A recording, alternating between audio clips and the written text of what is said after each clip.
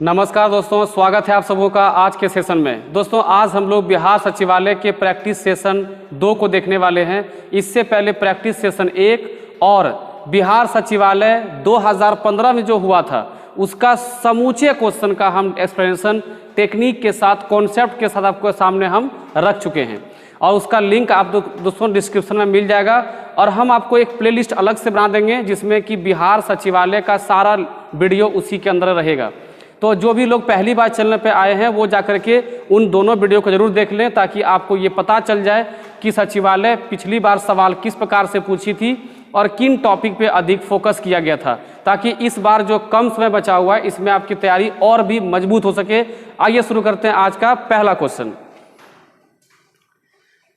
तो दोस्तों आज का पहला क्वेश्चन नंबर सिस्टम का है और क्वेश्चन पूछा गया कि भाई इसमें ये जो सारे संख्याएं दिए हुए हैं, पूछ रहा है कि इसका इकाई अंक बताइए। क्या दोस्तों पूछ रहा है? इकाई अंक बताने के लिए। तो इकाई अंक आप जानते हैं कि उसको अंग्रेजी में दोस्तों बोलते हैं यूनिट डिजिट। और जब इकाई अंक हमको निकालने बोला गया तो संख्या से हमको थोड़े कोई मतलब है, हमको मतलब है कि इकाई स्थान पर कौन कौन से अंक दिए गए हैं। हम केवल इसी को गुना करेंगे। 2 गुने 9 18। अब देखो यहाँ भी कुछ लोग गलती कर बैठता है, 18 गुने 8 कर देता है। क्यों करेंगे भैया? 18 का 8 पकड़ेंगे और 8 गुने 8 64, फिर ये 4 पकड़ेंगे, 4 गुने 6 24। हमारा अंतिम में देखिए मान क्या आया? 4। ये हमारा हो गया इकाई अंक। अब सोचिए अगर हम ऐसा गुना नहीं किए होते तो 18 8 144 है ना, फिर 144 गुने 6 बड़का मान हो जाता भाई। फिर फायदा क्या हुआ टेक्निक सीखने का, है ना, जब 2 सेकंड में सवाल उड़ ही नहीं सके। ओके दोस्तों, आइए बढ़ते हैं अगले क्वेश्चन में। दोस्तों अगला सवाल भी जो है ये नंबर सिस्टम का ही सवाल है। कहता है 4000 में से छोटी कौन सी संख्या घटाई जाए कि शेष बची संख्या 19 से पूर्णतः विभाज्य हो जाए या विभक्त हो जाए। तो आपके सामने सवाल पड़ा हुआ है, आप इसको बना के दिखाइए एक बार।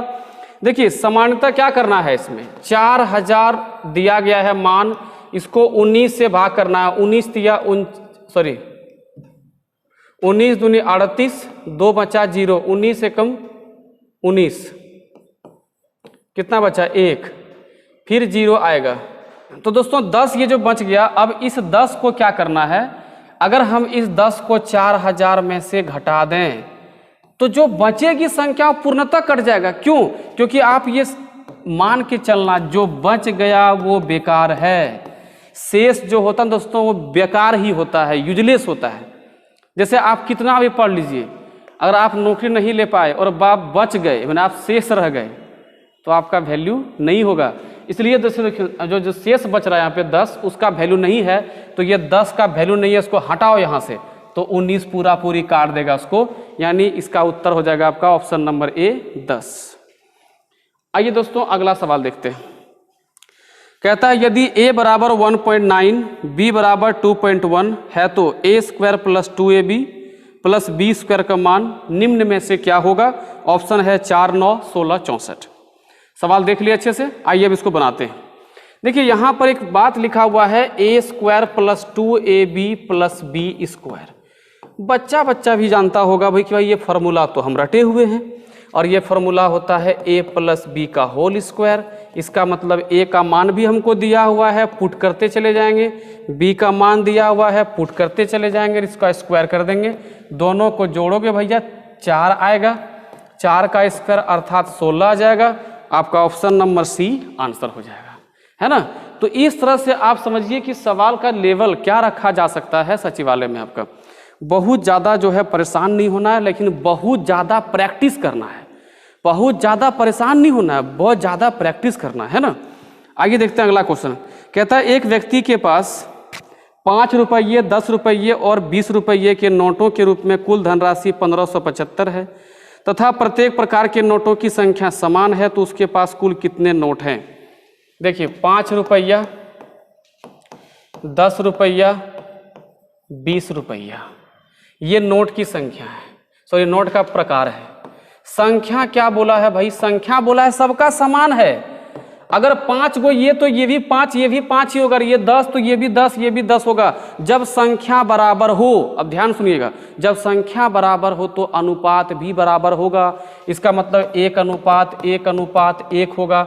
5 रुपया का एक ठो सिक्का है, इसका मतलब या एक नोट है तो 5 मान होगा, 10 का एक 10 मान होगा, 20 का एक 20 मान होगा। जब आप सबको जोड़ेंगे तो इसका भाग मान आएगा 35, 35 भाग का मान ही तो हमको दिया हुआ है 1575। क्योंकि आप सोच के देखिए ना, जब सबको रुपया में हम कन्वर्ट कर रहे हैं तो रुपया का मान हमको दिया हुआ है, तो रुपया में कन्वर्ट किया गया मान रुपया के मान के बराबर होगा। तो 35 चौक 140 बच गया 1 7 17 यानी 175, तो 175 करता है 35 पंचे 175। इसका मतलब ये हो गया कि सभी जो हैं वो 45 करके सभी हैं, 45 करके सभी हैं। तो 45 तिया दोस्तों 135 होता है, यानी कुल नोटों की संख्या 135 होनी चाहिए। ऑप्शन नंबर सी में दिया गया है। आई बात समझ में? ठीक है। आप यहाँ से एक बात चीज नोटिस किया, एक गौर करना चाहिए आपको बात, कि 35 का पहाड़ा, 45 का पहाड़ा, इस सभी पहाड़ा थोड़ा मोड़ा आपको नॉलेज होना चाहिए ताकि कैलकुलेशन थोड़ा तेज हो जाए।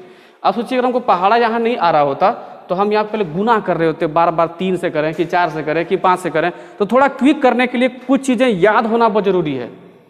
आइए अगला क्वेश्चन देखते हैं। देखिए ये सवाल आपके देखिए बोर्ड पे हम लिख रहे हैं, सवाल में कोई दम नहीं है, देख के डरना नहीं है। 0.009, 0.036, 0.016 और 0.08। नीचे है आपका 0.002, 0.0008, फिर गुना किया गया है 0.0002।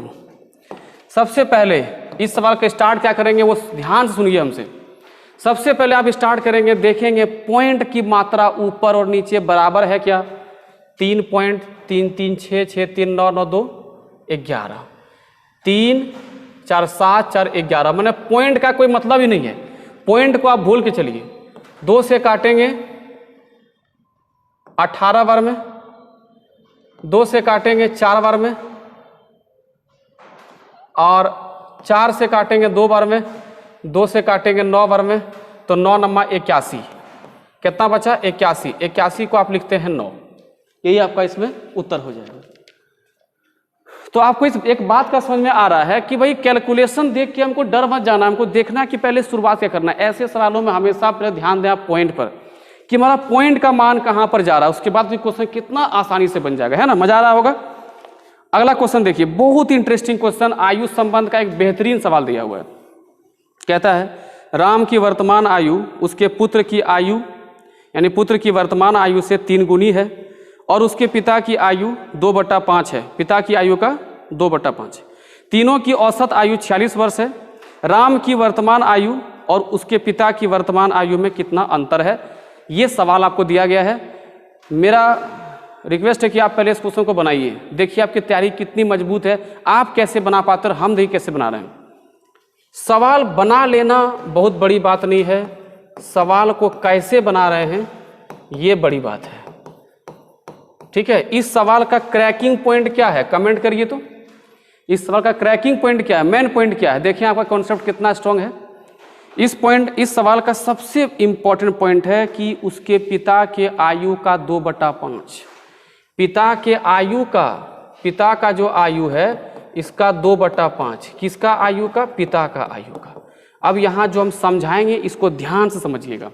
जिसके आयु से तुलना किया जाए वो नीचे, दोस्तों कहाँ पे, नीचे, यानी पिता की आयु हम 5 मानेंगे तो राम 2 हो जाएगा, क्योंकि कह रहा कि राम बोल रहा कि हम पुत्र से तिगुनी हैं, पुत्र के आयु के तिगुनी है और पिता के आयु के 2/5 है। भैया मैंने पिता का आयु 5 तो हम 2 हैं, अब पुत्र से तिगुना तो होगा नहीं 2, कभी भी तिगुना 2 नहीं होगा, तो हम क्या करेंगे, इसको अपने से मान लेंगे, इसको तिगुना करने के लिए इसको भी 3 से गुना और इसको भी 3 से गुना कर देते हैं, तो ये हमारा 15 आ गया और ये हमारा 6 आ गया।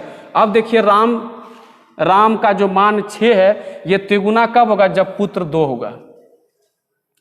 आपको बात समझ आया दोस्तों कि पुत्र 2 होगा तब ना ये तिगुना, देखिए 6 हो गया। अब क्या बोल रहा, अब सवाल समझिए। अब कहता है कि तीनों की औसत आयु, आपको पता ही है कि औसत का मान जो दिया है उसको अगर हम कुल संख्या से गुना कर दें तो ये मान जो आपका आएगा 6 या 18, 4 12 13, 138 जो आ रहा है, ये तीनों का कुल योग आ जा रहा है। कुल जोड़ते हैं 15, 17, 17 और 6 23, 23 भाग का मान 138। देखिए 23 से कटता है, पूरी कट जाएगा भैया। देखिए पढ़ के देखिए, 23 छक 138। क्या पूछ रहा है आपसे? आपसे पूछ रहा है कि राम और उसके पिता के आयु में अंतर कितना है। तो अब ये मत निकालना कि 6 भाग का मान इतना, 15 भाग का मान इतना, तो माइनस करेंगे नहीं। 15 और 6 में अंतर 9, तो अंतर 9 ही भाग निकलेगा ना। 9 भाग का मान 9 गुने 6 बराबर 54 वर्ष इसका उत्तर हो जाएगा। ये अप्रोच आपका होना चाहिए। तो आपका ऑप्शन नंबर ए देखिए सही उत्तर हो जाएगा। समझ में आ रहा है दोस्तों आपको? ये अप्रोच अगर आपका नहीं है तो समझिए कि आपको और मेहनत करना है, अभी समय है, आप काफ़ी अच्छा कर सकते हैं। घबराना नहीं है, डरने काम नहीं है। आप मैथ को 8 दिन में जगह पर ला सकते हैं, खाली साथ में चलिए। आप अगला सवाल देखिए, बोर्ड पे लिख रहे हैं √3 पे पावर 5 गुने 9 का स्क्वायर बराबर 3 पे पावर n, और यहाँ कर दिया गया है 3 पे पावर 3 गुने √3। क्या इसको आप बना सकते हैं? बिल्कुल बनेगा भैया, बिल्कुल बनेगा। जब समझिए कैसे बनेगा, देखिए रूट का मान दोस्तों आधा होता है। रूट का मान जब आधा होता है तो पावर यहाँ 5 है, कोई दिक्कत नहीं। 9 को हम 3 के फॉर्म में लिखेंगे, स्क्वायर ऊपर में स्क्वायर 3 पे पावर n, और देखिए इस पे पावर 1 है, इस पर आधा है। तो जब हम दोनों को दोनों गुना में है भाई, तो गुना में होने पे क्या पावर जुड़ता है ना। हमेशा रूट को आप आधा रूप में देखिए, आधा और 1 1.5, 1.5 माने 3/2।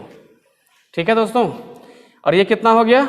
ये हो गया 5/2, और ये हो गया 3 पे पावर 2 दूनी 4, 3 पे n बराबर 3 पे पावर इंटू है 3/2। अब देखिए आप लोग ये दोनों, देखिए ये दोनों गुना में है ना, गुना में है, दोनों जुड़ जाएगा। जोड़ देते हैं, 4 दूनी 8, 8 5 13, 13/2।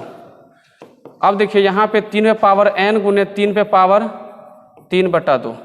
बहुत आसान है। देखिए इसको जब यहाँ लेके आओगे, गुना से भाग होगा ना, भाग करना नहीं है, स्टेप थोड़ा सा छुपाना सीखो। ठीक है, जब इसको यहाँ लेके आओगे तो भाग होगा, और जब भैया भाग होगा तो पावर घटेगा। भाग होगा तो पावर घटेगा। क्यों घटेगा? क्योंकि दोनों सेम है, दोनों सेम है। क्या है? दोनों सेम है। तो 13/2 माइनस 3/2, यहाँ क्या बन जाएगा? 3 पे पावर n, तो 3 सबको गायब कर ही दिए, तो खाली n रखिए, है ना। ये 2 और 2 तो कॉमन रह गया। तो ऊपर क्या होगा बताइए भाई? ऊपर हो जाएगा आपका 13 में 3 गया 10, 10/2 काट दीजिए 5, तो n का मान देखिए 5 ऑप्शन में दिया हुआ है। ऑप्शन में 5 बिल्कुल है, ऑप्शन नंबर बी में है। तो अप्रोच सीखिए आप कि किस प्रकार से सवाल को हम आराम से सॉल्व कर लेंगे। ठीक है, अगला सवाल आपके सामने। वाह भाई, बहुत अच्छा क्वेश्चन है, परसेंटेज का क्वेश्चन है। पढ़िए, कहता है किसी परीक्षा में ए और बी क्रमशः अधिकतम अंकों का 60% और 30% अंक प्राप्त करते हैं। इनके प्राप्त अंकों का योग 783 है। परीक्षा में पूर्णांक कितने हैं? पूर्णांक मतलब टोटल अंक कितना है? तो ऑप्शन आपके सामने था, आप देख चुके हैं अच्छे से। अब आइए सवाल को सॉल्व करते हैं। देखिए 2 आदमी है, ए और बी। ये लाया है 60%, ये लाया है 30%, और मान यहाँ पे दिया है कुल मिलाकर के 783। तो भाई ये 30, 60 और ये 30, 90% कुल मान हो गया ना 783, क्योंकि मिला के दिया गया है। तो आप एक काम करिए, इसको यहाँ पे क्या किए, 9 से काट दीजिए। 10 बार में हो गया, 9 से काटोगे 9 8 72, 9 से 63। तो अगर हमको 100% चाहिए तब ना कुल मार्क्स होगा, 100% चाहिए ना। 100% के लिए लगाओ, 0 चिपकाओ, आंसर देखिए मिल गया, ऑप्शन नंबर बी में है। आई बात समझ में?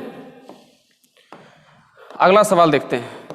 आई होप कि आपको मज़ा आ रहा होगा, आपको हम कुछ हेल्प कर पा रहे हैं दोस्तों। तो लाइक जरूर कीजिएगा, ठीक है, लाइक, ताकि बस मोटिवेशन मिले, क्योंकि आप देख रहे हैं किस टाइम पढ़ा रहे हैं आपको, है ना।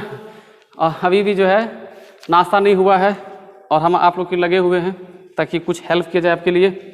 ऐसा नहीं कि हमदर्दी चाहते हैं, नहीं, बस चाह रहे हैं कि आप मेरा एफर्ट को भी समझें कि आपके लिए कुछ कर रहे हैं। तो आप एक बार लाइक करने में क्या दिक्कत है। किसी व्यक्ति ने एक वस्तु 25% हानि पर 6,750 में बेच दिया। यदि वह इसे 15% लाभ पर बेचता तो इसका विक्रय मूल्य कितना होता। बहुत अच्छा क्वेश्चन, बहुत ही अच्छा क्वेश्चन। ठीक है, क्या इस क्वेश्चन को बना सकते हैं आप लोग? पहले क्या बोला, 25% हानि पर बेचा तो 6,750 में बेच दिया। अरे भाई, कोई भी वस्तु आप खरीदोगे, कितना में खरीदोगे बताओ? 100% में खरीदोगे ना, तो 100% में से 25% तो आप हानि ही उठा लिए, तो बेचे कितना होंगे? 75% बेचे होंगे। 75% का मान आप दिए हुए हैं 6,750। अगर हम 1% का मान निकाल लें तो हमसे क्या बोल रहा, 15% लाभ पर कितना पैसा मिलेगा? तो 115 का मान निकाल लेंगे। लाभ मतलब 100 प्लस, हानि मतलब 100 माइनस, ध्यान रखिएगा। तो 75 से कटेगा, है ना, बिल्कुल कटेगा। देखिए चेक करिए, 25 से काटते हैं 3 बार में, 25 दूना 50, 25 दूना 50 हो गया, कितना है? 17, 17 और 5 175, 175 मैंने 7 बार में कटा, 0। 3 से काटेंगे 9 बार में 90, 1% का मान 90 निकाल चुके हैं आप, तो आपको निकालना है 115% का। 115 को 90 से गुना कर दीजिए, 9 पचे 45, 9 पचे 45, हाथ में 4, 11 गुने 9 99, 99 और 4 103,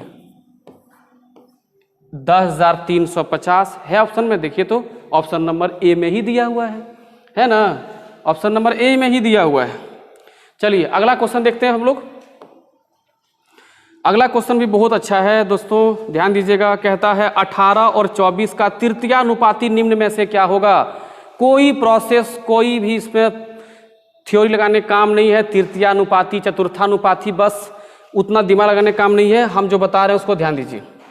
क्या बोल रहा है? 18 और 24 का तृतीयानुपाती क्या होगा? तृतीयानुपाती क्या होगा? अब आपको एक बात समझा रहे हैं, उसको याद रखिएगा। जब भी तृतीया पूछा जाए ना, तो इसी को तृतीया मान करके इन दोनों गुना कर दीजिए, 24 गुने 24 और इसे भाग कर दीजिए। 18, 6 से काटेंगे 4, 3 से काटेंगे 8, 8 चौक 32, यही इसका उत्तर होना चाहिए। देखिए ऑप्शन नंबर में कहीं दिया हुआ है, ऑप्शन बी में देखिए आंसर है। मजा आ गया ना? कहीं कुछ नहीं करना, तृतीयानुपाती आए, सेकेंड को ही तृतीया बना, 2 बार दिखा, गुना मारो, अब पहला से भाग कर दो, खत्म, कहानी खत्म है उसका, है ना। मैथ को थोड़ा सा इंजॉय करके बनाओ भाई, खूब मजा आएगा, है ना। अगला सवाल देखिए, वाह,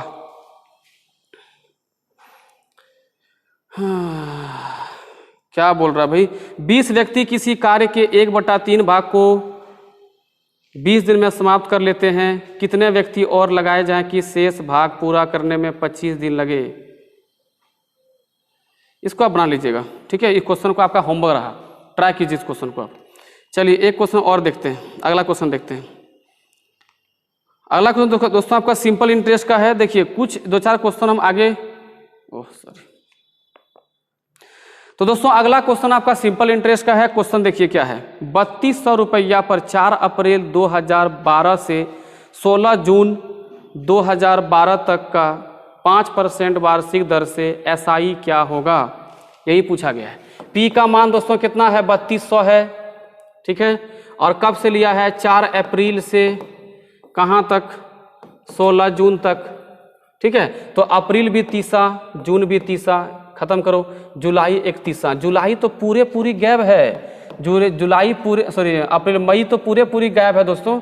तो मई का पूरी 31 दिन तक पैसा रहा है। अप्रैल 4 से शुरू किया, ध्यान रखिए दोस्तों, जिस दिन से आप पैसा लेते हैं, जिस डेट को, उसको नहीं गिना जाता है, इसको ध्यान रखिएगा। तो 16 में 4 गया, तो यहाँ पे 26 में, सॉरी 30 में 4 चला गया, 26 बचा, और यहाँ पर 16 जोड़ देंगे, 26 16 जोड़ देंगे और 31 यहाँ जोड़ लेंगे, ठीक है। कितना हो गया? 6 1 7 7 6 13, 3 1 4 4 2 6 6 6 और 1 7, 73। तो अब इसको आप क्या करेंगे? 73 को 365 से क्या करेंगे? भाग कर देंगे, ताकि वो वर्ष में चेंज हो जाए। और आपको यहाँ देखिए दिया हुआ है टाइम, रेट दिया है 5%। तो ब्याज निकाल सकते हैं। ब्याज का मान दोस्तों आ जाएगा 3200 है, 3200 का 5% 73/365 के हिसाब से, ठीक है।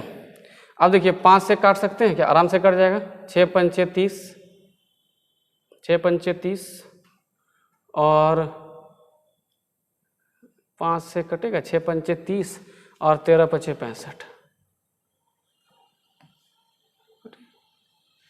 क्या हो रहा भाई, 6 पंचे 30 ओ 7 पचे 35, सॉरी 7 पचे 35 और 5 तिया 15, इनके पूरे पूरी कट गया।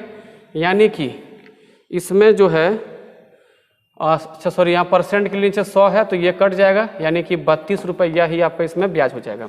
ठीक है, आप देख रहे हैं कि वैल्यू ऐसा सेट कर रहा है कि पूरा कट ही जा रहा है। इस पर आपको ध्यान देना है, गौर करना है कि वैल्यू वो अच्छा सेट कर रहा है, आपको परेशान नहीं होना चाहिए। अब देखिए अगला सवाल क्या दिया है। सवाल कहता है कि एक आयत का विकर्ण 10 सेंटीमीटर है तथा यह आयत की लंबाई से दोगुना है। देखिए ये एक आयत है, तो आयत का क्षेत्रफल क्या होगा ये पूछा गया है। ये है आपका विकर्ण, इस विकर्ण की लंबाई 10 सेंटीमीटर है जो तथा यह आयत की लंबाई से दोगुना है। इसका मतलब कि लंबाई 5 है, लंबाई 5 है वो 10 है, तो हम चौड़ाई निकाल सकते हैं भाई, चौड़ाई निकाल सकते हैं, बिल्कुल निकाल सकते हैं। थोड़ा सा आँख को खोलो और ध्यान से देखो, ये जो आपका इलाका बना है ये इलाका है समकोण त्रिभुज, क्योंकि यहाँ पर 90 कोण बना है। तो ये वाला मान निकालने के लिए 10 का स्क्वायर माइनस 5 का स्क्वायर, तो उसमें कितना आ गया 75। 75 को लिखेंगे 25 या 75, 25 का 5 बाहर आ जाएगा, यहाँ पे 3 बच जाएगा। अब निकालना है हमको क्षेत्रफल, तो क्या दिक्कत है, क्षेत्रफल लंबाई गुने चौड़ाई 5 गुने 5 रूट 3, तो ये हो जाएगा 5 25 और रूट 3, ये हो जाएगा आपका आंसर। ठीक है दोस्तों, तो इस तरह के सवाल आपको इतने आसानी से आना चाहिए बनाने के लिए। ठीक है, अब देखिए एक सवाल है आपका, देखिए ट्रीगो का सवाल है, हम यहाँ बोर्ड पे लिख देते हैं। लिखता है साइन थीटा बराबर रूट 3/2। तो पूछा है कि कॉसेक थीटा और प्लस कॉट थीटा का मान क्या होगा। ये बहुत ही आसान क्वेश्चन है। तो आपको वैल्यू देखिए, हम पिछला भी सेट में बोले हैं कि आपको ट्रीगो में वैल्यू याद रखना पड़ेगा। साइन थीटा का रूट 3/2 का मान तभी होगा जब ये 60 डिग्री होगा। ठीक है, और साइन का ठीक उल्टा कॉसेक होता है, तो कॉसेक 60 का मान 2/√3 हो जाएगा, यानी इसका ठीक उल्टा हो जाएगा। और कॉट 30, ध्यान रखिए कॉट 30 क्या होगा समझिएगा। कॉट 30 जो होगा दोस्तों, कॉट 30 का मान वही, सॉरी कॉट 60 का मान क्या होगा, कॉट 60 वही होगा जो tan 60 का होता है उसका उल्टा। तो कॉट tan 60 का √3, तो यहाँ हो जाएगा √1/√3, यही होगा 1/√3 हो जाएगा। तो दोस्तों अब इसको सॉल्व करते हैं। देखिए नीचे सेम है तो यहाँ हो जाएगा √3 और 2 और 1 3। आपको एक चीज़ ध्यान रखना पड़ेगा हमेशा कि रूट का मान नीचे नहीं रहना चाहिए मान में, आंसर में। तो दोनों ऊपर नीचे दोनों और √3 से क्या करना है, गुना करना है। इसको बोलते हैं हर का परिमेयकरण करना। तो नीचे नीचे गुना होकर के क्या आ जाएगा 3, ऊपर में 3 है ही, यहाँ से √3 तो कट गया, क्या बचा √3 बचा, यही आपका आंसर होगा। ओके दोस्तों, आइए आज का अंतिम सवाल लेते हैं। दोस्तों सेशन काफ़ी लंबा हो जाता है, इस कारण से कुछ क्वेश्चन छोड़ना पड़ता है। ये सारे क्वेश्चन हम अगले सेशन में फिर डाल देंगे। जो जो क्वेश्चन छूट जाता है वो क्वेश्चन उठा के हम नेक्स्ट सेशन में फिर डाल देंगे। घबराइएगा नहीं, सारा क्वेश्चन करवाएंगे हम। ठीक है, कुछ छोड़ नहीं रहे हैं हम, बस टाइम चलते हम छोड़ रहे हैं, काफ़ी लंबा वीडियो बन जाता है इस कारण से। देखिए दोस्तों नेक्स्ट क्वेश्चन क्या है, 4 क्रमागत सम संख्याओं का औसत 27 है, इनमें सबसे छोटी संख्या क्या है। 4 क्रमागत 1 2 3 4, आपको हम पहले ही समझा चुके हैं कि क्रमागत संख्याओं का औसत बीच में होता है। और 4 क्रमागत सम संख्याएं, ये सभी सम संख्याएं हैं और क्रमागत है, तो एक सम संख्या से अगला सम संख्या जाने में बीच में एक विषम संख्या भी तो होगी, तो इसका बीच का मान यहाँ होगा। इसलिए देखिए इसका औसत देखिए विषम संख्या दिया है, घबराइएगा नहीं। इन्हें बोला मिसप्रिंट कर दिया, गलती कर दिया। 4 विषम संख्याओं का सॉरी सम संख्याओं का औसत विषम संख्या होता है, क्योंकि वह बीच में होता है।